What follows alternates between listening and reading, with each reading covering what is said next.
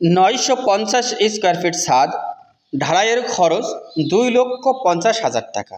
এটি হচ্ছে ব্রিক ফাউন্ডেশনের উপরে 3 বেডরুমের একতলা বাড়ির ছাদ ঢালাইয়ের কাজ চলছে। আসলে এই যে ছাদ ঢালাই দেওয়ার যে আমাদের প্রসেসটা কিভাবে করলাম এবং কিভাবে করলে আপনি এরকম টাকার ভিতরে ছাদটি করতে পারবেন, দর্শক বন্ধুরা আমরা যদি পুরো ভিডিওটা জুড়ে একটু খেয়াল করি যে ঢালাইয়ের দিনকে আমাদের কোন কাজগুলো আমরা একটু লক্ষ্য করব এবং লক্ষ্য করে কাজটা করাবো।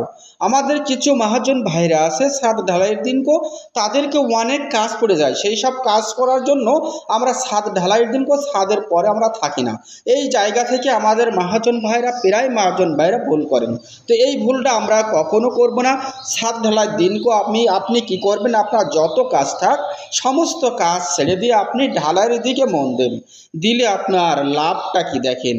এখানে যে 950 স্কোয়ার ফিট ছাদ ঢালাইয়ের জন্য আমাদের যে খরচ বলেছি 2,05,000 টাকা, বাস্তবে 2,05,000 টাকা খরচে আজকের এই ব্রিক ফাউন্ডেশনের 3 বেডরুমের এই ছাদ ঢালাইয়ের কাজটা আমাদের হচ্ছে।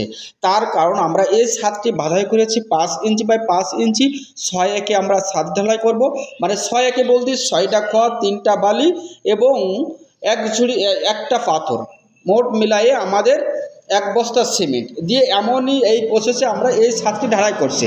আর এই প্রসেসে যদি আপনি ছাদটা ঢালাই করেন সেই ক্ষেত্রে আপনার শতকরা 6 বস্তা সিমেন্ট লাগে। আর 5 ইঞ্চি বাই 5 ইঞ্চি এই ছাদের রডটি বেঁধেছি, এই প্রসেসে যদি ছাদটি বাঁধা হয় তাহলে আমাদের শতকরা 100 কেজি রড লাগে। এবং এই 5 ইঞ্চি বাই 4 ইঞ্চি যদি ছাদটা ঢালাই করা হয় এই প্রসেসে করলে আপনার খোয়া লাগে শতকরা 300 ইট। তাহলে এটি হচ্ছে 950 স্কোয়ার ফিট ছাদ। তার জন্য আপনি একটু হিসাব করে দেখবেন। আর এই ছাদে কাজ করার জন্য আমাদের ইট রডের প্রয়োজন হয়েছে 950 কেজি, খোয়া লেগেছে 3000 পিস, সিমেন্ট লেগেছে 70 বস্তা। সেখানে আমাদের 70 বস্তা দিয়েছে, আমাদের 60 বস্তা সিমেন্টের ভিতরে কাজটা কমপ্লিট করা হয়েছে।